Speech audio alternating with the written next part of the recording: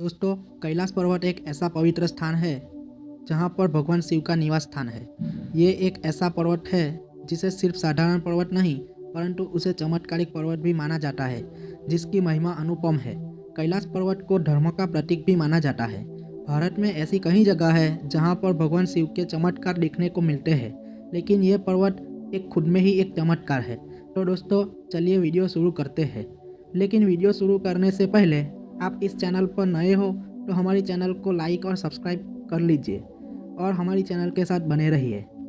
कहते हैं कैलाश पर्वत के शिखर को कोई फतेह नहीं कर पाया, यानी इस पर कोई चढ़ नहीं पाया। इस पर्वत का केंद्र भी रहस्य से कम नहीं है, जिनकी महिमा अपरंपार है। ये पर्वत स्थित है तिब्बत में और यहाँ पर एक ऐसा नाम प्रसिद्ध है, हजारों साल पहले कैलाश पर्वत के शिखर पर पहुँचा था। इस वीडियो में हम आपको चमत्कारिक पर्वत कैलाश पर्वत पर चढ़ने वाले एक लौटे इंसान की जानकारी के साथ साथ कैलाश पर्वत के कुछ अजब गजब रहस्य बताएंगे। दोस्तों, 6,638 मीटर ऊंचा कैलाश पर्वत माउंट एवरेस्ट से 2.2 किलोमीटर ही छोटा है, लेकिन माउंट एवरेस्ट पर सैकड़ों लोग चढ़ चुके हैं। इस लिस्ट में आपको कैलाश पर्वत के ऊपर चढ़ने वाले किसी इंसान का नाम नहीं मिलेगा। कैलाश पर्वत पर कहते हैं एक सिद्ध और सच्चा इंसान ही चढ़ सकता है, क्योंकि ये पर्वत अपनी महिमा कब और कैसे दिखाता है वो किसी को नहीं पता। इस पर्वत का काफ़ी महत्व है। ऐसे तो आपको लिस्ट और बुक में कई नाम मिले होंगे कि उन्होंने ये पर्वत पर चढ़ने की कोशिश की होगी, लेकिन वो कहीं ना कहीं कारण के हिसाब से चढ़ नहीं पाया होगा। इसीलिए ये पर्वत को अजय पर्वत कहा जाता है, यानी कि जिसे जीता ना जा सके। लेकिन जब आप तिब्बत का इतिहास खोलना शुरू करेंगे तो आपको पता चलेगा कि 1000 साल पहले तिब्बत के आध्यात्मिक संत ने ऐसा करके दिखाया था। जैसा मिलारेपा तिब्बत के आध्यात्मिक गुरु थे और उन्होंने गहन साधना करके ज्ञान हासिल किया था और चमत्कारिक शक्तियों से परिपूर्ण थे। कहते हैं कि परमा संत मिलारेपा के गुरु थे, लेकिन बाद में वो मिलारेपा के शिष्य बन गए। जब मिलारेपा ने कैलाश पर्वत पर चढ़ाई की तो उनके साथ एक और आध्यात्मिक गुरु ने चढ़ाई शुरू की, लेकिन कैलाश पर्वत के लिए काफ़ी ऊपर चढ़ने के बाद उस गुरु ने सूर्य की तीव्र और अजब गजब आवाज़ का सामना किया। तब मिलारेपा ने कैलाश पर्वत के शिखर को छुआ और वहाँ तप भी किया था। कहते हैं मिलारेपा कुछ ही क्षणों में कैलाश पर्वत के शिखर पर पहुँच गए थे। उसके बाद विश्व में बहुत ज़्यादा प्रसिद्ध हो गए।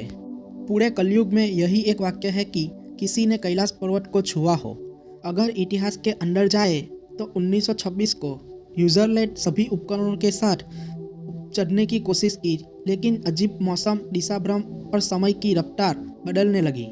जैसे विज्ञान के समझ में ना आने के कारणों से इस पर चढ़ा नहीं जा पाया। लेकिन इसके बाद कई विश्वविख्यात पर्वतारोही इस पर चढ़ने की कोशिश करते रहे, लेकिन इस पर चढ़ा नहीं जा सका। हर पर्वतारोही का एक्सपीरियंस एक जैसा ही रहा। इस पर्वत पर पैर रखते ही उसकी रफ्तार बदल जाती है, मौसम की रुकावट आने लगती है, हाथ और पैरों के नाखून ज़्यादा तेजी से बढ़ने लगते हैं। दिशा भ्रम और कंपास का काम ना करना हर किसी को भटका देता है। वैज्ञानिक उसके केंद्र से आ रहे रेडियो एक्टिविटी का पता अब तक नहीं लगा पाए हैं। आखिर वो क्या रहस्य है जो इस पर्वत के पीछे हर किसी को चढ़ने से रोकता है? आखिर कैसे मिला मिलारेपा को वो ज्ञान जिसे वो इस विशाल कैलाश पर्वत पर कुछ ही क्षणों में पहुँच गए? दोस्तों, महादेव को आदि योगी कहा जाता है, यानी उन्होंने सबसे पहले ध्यान और योग साधना को सिखाया। वही ध्यान का ज्ञान मिलारेपा ने भी पाया। इसी ज्ञान से इस पर्वत पर आसानी से पहुंचा जा सकता है, जिस पर आधुनिक तकनीक से पहुंचा नहीं जा सकता।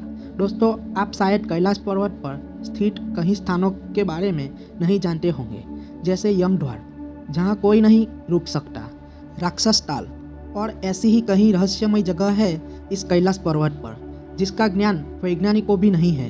दोस्तों, आपको ये जानकर कैसा लगा कि कैलाश पर्वत पर ऐसा एक साधु है जो कैलाश पर्वत पर सच में चढ़ चुका है? हमें कमेंट करके ज़रूर बताना। और वीडियो पसंद आए तो ये वीडियो को लाइक, सब्सक्राइब और अपने दोस्तों को ज़्यादा से ज़्यादा शेयर करना, जिससे हर कोई इंसान को कैलाश पर्वत के रहस्य का पता चले और हमारी हिंदू संस्कृति का भी पता चले।